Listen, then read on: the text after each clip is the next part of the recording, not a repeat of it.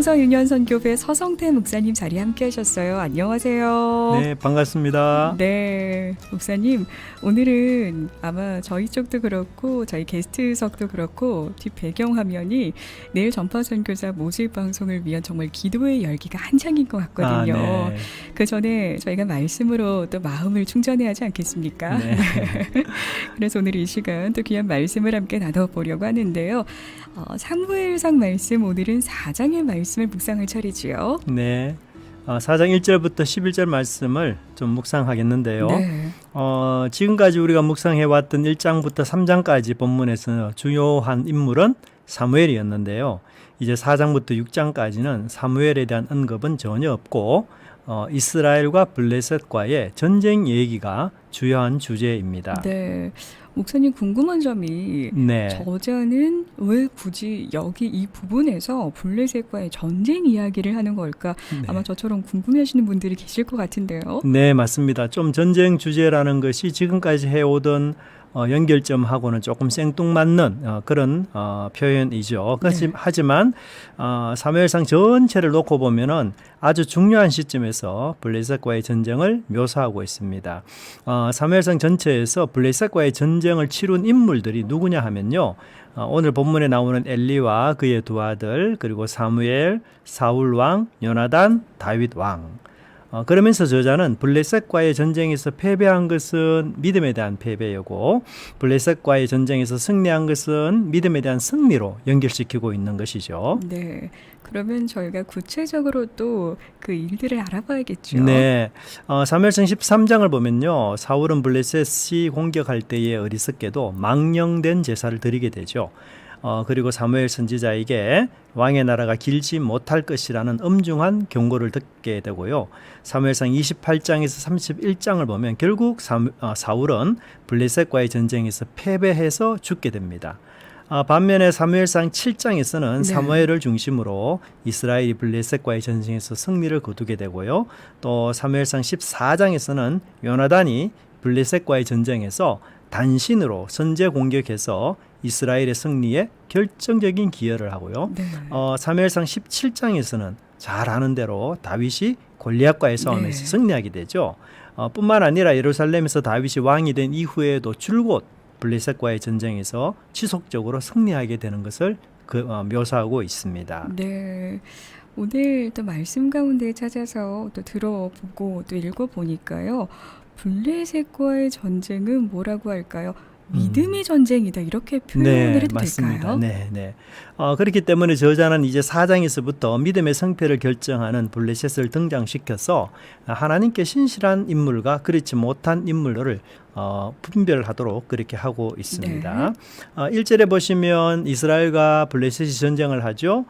블레셋은 요새라는 뜻을 가진 아벡에 진을 쳤고요. 이스라엘은 에벤 에셀 곁에 진을 쳤습니다. 2절에서 이 전쟁에서 이스라엘이 패배했고요. 약 4,000명의 이스라엘 군사가 죽었다라고 묘사하고 있습니다. 네, 목사님 그렇다면 조금 더 살펴보자면 블레셋은 어떤 민족이라고 얘기할 수 있을까요? 네, 블레셋은 그 해안 지역, 남부 해안 지역에 정착한 그런 나라이고요. 5도시가 중심이 되어서 세력을 형성했는데 계속해서 이제 내륙으로 진출하려는 그런 성향 때문에 끊임없이 이스라엘과 충돌이 있었던 나라였고요. 그들은 물고기 형상을 한 다곤 신을 숭배했고 또 할례를 받지 않았습니다. 그래서 성경에서는 블레셋 사람을 향해서 할례를 받지 않는 자라고 표현하고 있습니다. 또한 그들은 이스라엘보다도 더 좋은, 더 발달된 무기를 소유하고 있었는데요. 철기 무기를 그들은 소유하고 있었어요. 그러나 이스라엘 백성들은 철기 무기를 사울과 요나단 두 사람만 갖고 있었습니다. 그래서 아주 빈약한 무기 때문에 아마도 블레셋과의 전쟁에서 패배하지 않았나 그런 생각이 좀 들기도 합니다. 그러나 이제 패배한 이스라엘이 3절에서 탄식을 하면서 해결책을 제안하는데요. 네. 그 해결책이 무언가요, 피디님? 말씀 가운데 사무엘상 4장 3절 말씀 가운데 찾자면 실로에 있는 언약궤를 가져오는 것 이것 아닌가요? 네, 맞습니다. 4절에서는 이 언약궤를 좀 더 상세하게 묘사하는데요. 그룹 사이에 계시는 그리고 만군의 여호와의 언약궤 이렇게 나오는데 네. 그룹 사이라는 말은 이제 모세의 지도하에서 만들어진 진짜 언약궤라는 네. 그런 뜻이 있고요. 언약궤는 여러분 잘 알다시피 이제 하나님과의 임재를 뜻하죠. 그리고 만군의 여호와라는 명칭이 붙었는데요. 네. 하나님의 명칭이 굉장히 많지만 네. 이 만군의 여호와는 특별히 그 전쟁에 능하신 분, 아멘. 군사적인 네. 하나님을 의미합니다. 그래서 이 이스라엘 백성들이 패배하자 하나님의 임재를 상징하는 언약궤를 가지고 와서 블레셋과의 전쟁에서 하나님이 임하셔서 승리를 주도록 그렇게 요청하고 있는 것이죠. 네. 그런데 여기에 약간의 문제가 있습니다. 문제를 찾아보자면 아마도 하나님의 저주를 받은 네, 어떤 엘리의 두 아들이 네. 법궤와 함께 있다는 네. 것 여기서 찾아볼 수 있을까요? 정확하게 맞추었습니다. 아마도 그들은 제사장으로서 법궤와 함께 있었을 것입니다. 하지만 하나님은 이미 그들이 한 날에 함께 죽을 것이다 이렇게 예언하셨기 때문에 법궤를 가져간들 정말 승리할 수 있을까라는 의구심이 드는데요. 네. 우리의 염려와 걱정대로 10절을 보면은 2차 전쟁에서 이스라엘은 언약궤를 가져가지만 패배하고요. 3만 명이나 죽게 되고 법궤는 이 블레셋의 포로가 되고 두 아들 홈리와 비나스는 한꺼번에 죽게 됩니다. 사실 이스라엘은 자신의 패배를 만회하기 위해서 실로에 있는 언약궤를 가져왔는데요. 한 40km를 운반했거든요. 대단한 노력입니다. 그리고 만군의 여호와가 함께 한다면 아무리 강한 군대도 이길 수 있지 않는가.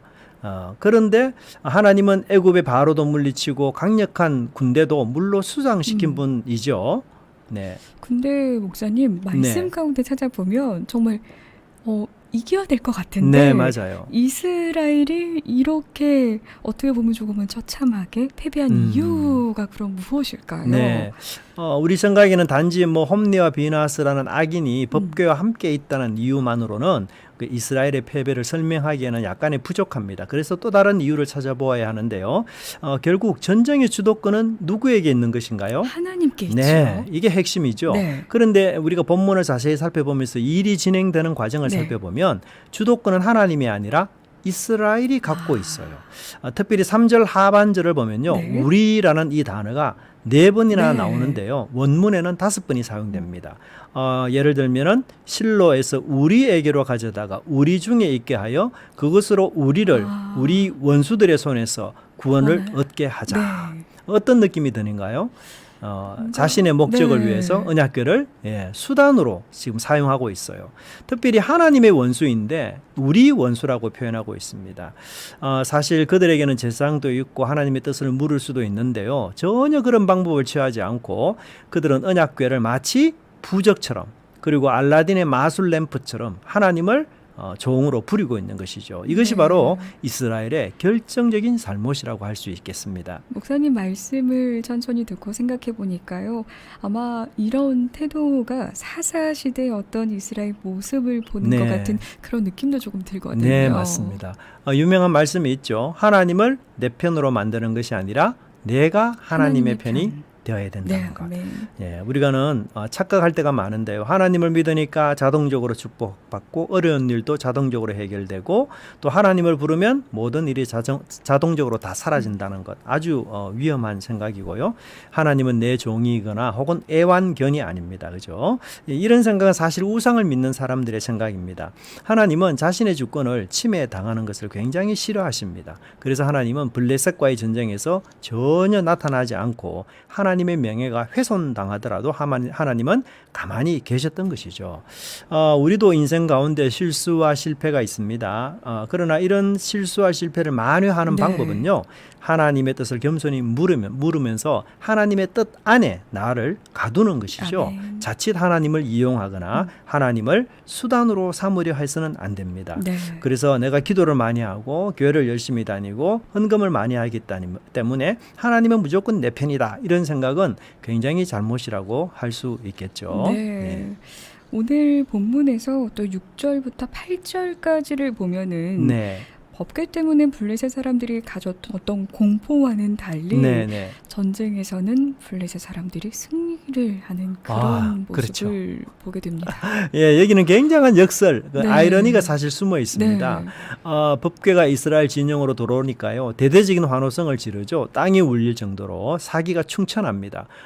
그리고 이런 함성에 블레셋 사람들은 굉장히 마음이 졸여서 화로다, 이 단어를 두 번이나 외치면서 절망하고 두려움에 떨었어요. 그런데 결국 전쟁에 이기는 것은 블레셋이었어요. 이것은 어떤 의미를 우리에게 주는가 하면요, 경건의 모양만으로는 적을 이길 수 없다는 것입니다. 네. 경건의 능력이 있어야 세상을 아멘. 이길 수 있는 것이죠.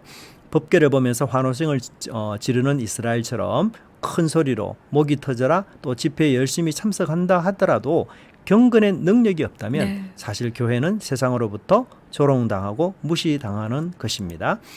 우리가 탐욕을 내려놓고 정치적 계략을 내려놓고 내가 싫어하고 미워하는 사람을 사랑하려고 애쓰고 또 변화되지 않고 바뀌지 않는 나의 성격과 성향을 위해서 기도하고 네. 또 약자들의 아픔과 고통을 공감하며 어둠을 밝히는 빛의 역할을 감당하고자 하는 그 아멘. 경건의 능력이 사실 세상을 바꾸는 아멘. 힘이 되는 네. 것이죠. 사실 우리는 지금 코로나라는 어려운 환경에 빠져 있습니다. 그러나 역사적으로 살펴보면 우리 많은 믿음의 선배들은 어려운 시대일수록 빛의 역할을 잘 감당하면서 정말 세상과 사회에 희생과 헌신의 모범적인 그런 교회로 인정받았던 것을 기억하면서 네. 경건의 능력으로 무장하는 저와 여러분들이 되었으면 좋겠습니다. 네, 경건의 모습만 있는 것이 아니라 정말 경건의 능력의 삶 속에서 피어나와서 저는 목사님 말씀하신 어떤 우리의 연약한 성격이나 부분들이 또 고쳐질 수 있게 노력을 하고 네. 누군가의 아픔과 고통에 공감하며 어둠을 밝히는 빛의 역할로서 지금 우리가 있는 그곳에서 꼭 감당하기를 또 그것도 잘 감당해 나가는 우리가 되기를 다시 한번 소망해 봅니다. 네. 빛의 역할, 경건의 능력, 참 귀한 메시지로 오늘 함께 해주셨는데요. 이 방송 듣고 보는 가운데 여러분들은 어떠한 나눔 또 어떠한 마음의 묵상하셨는지 함께 남겨주시길 바라면서요. 오늘 묵상 퀴즈 네. 문제 준비되어 있습니다. 네. 근데 오늘도 보기를 잘 들으셔야 될 것 같아요. 네, 조금 어려울 수 있습니다. 다음 설명 중 틀린 것은 첫 번째, 네. 블레셋과의 패배를 만회하기 위해 이스라엘의 장로들은 언약궤를 가져오기로 했다. 2번, 홈니와 비나하스는 하나님의 언약궤와 함께 있었다.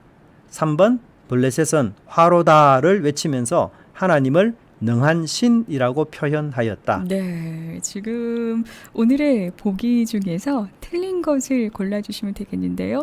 오늘은 사무엘상 4장 말씀을 묵상하면서 나누고 있습니다. 혹시 지금 성경책을 펴보시면서 보실 수 있으신 분들은요, 함께 묵상 한 번 더 하시고 읽으신 후에 보내셔도 괜찮고요. 다시 한번 저희가 문제 보기를 드릴 텐데 맞는 것이 아니라 그 중에서 틀린 것을 한 가지 네. 선택하셔서 보내주시면 됩니다. 네, 문제 다시 다음 한번 설명 드릴게요. 중 틀린 것은 첫 번째, 블레셋과의 패배를 만회하기 위해 이스라엘의 장로들은 언약궤를 가져오기로 했다. 두 번째, 홈니와 비나하스는 하나님의 언약궤와 함께 있었다. 세 번째, 블레셋은 화로다를 외치면서 하나님을 능한 신이라고 표현하였다. 네. 오늘 힌트 목사님 혹시 더 그런 마음으로 주시나요? 네, 힌트는 지금. 네. 물건 이름이 오답의 거기 물건 이름이 같은 물건 이름이 두 군데 있어요. 그게 아닌 것이 틀린 겁니다. 아닌 것입니다, 여러분들. 네네, 같은 물건 네. 이름이 두 군데 있어요. 두 곳에. 저는 알 것도 같은데 제가 왜 힌트를 말씀을 드렸냐면 저도 언뜻 봤는데 1번, 2번, 3번이 다 나왔거든요. 그래서 오늘 문제와 함께 정답 보내주시면 되겠는데요. 여러분 중요한 거 틀린 것입니다. 맞는 건 아니고요. 세 가지 중에서 틀린 것을 선택하셔서 보내주시면 되겠습니다. 단문 50원, 장문 100원에 유료 문자 샵 9330번, 우물정 9330번이 되겠고요. 그리고 지금처럼 보고 계신 분들은 채팅창에 남겨주시면 되겠습니다. 이 방송은 들으시면서 보실 수 있습니다. 듣고 보는 가운데 어떠한 저녁, 어떠한 월요일 오후 보내고 계신지 함께 남겨주시길 바랍니다. 보기를 말씀드리겠습니다. 네. 첫 번째, 블레셋과의 패배를 만회하기 위해 이스라엘의 장로들은 언약궤를 가져오기로 했다. 두 번째, 홈리와 비나서는 하나님의 언약궤와 함께 있었다. 세 번째, 블레셋은 화로다를 외치면서 하나님을 능한 신이라고 표현하였다. 네. 오늘의 정답 한 가지를 골라주시면 되겠습니다. 단문 50원, 장문 100원에 유료 문자 샵 9330번, 우물정 5330번으로 보내주시거나 지금처럼 보고 계신 분들은 채팅창에 남겨주시면 되겠습니다. 항상 월요일은 왜 그런지 모르겠어요. 시간이 빨리 간다고 생각을 해서 발표를 했다고 생각을 하나 봐요. 네. 고맙습니다. 지금까지 서성태 목사님이셨습니다. 감사합니다. 감사합니다.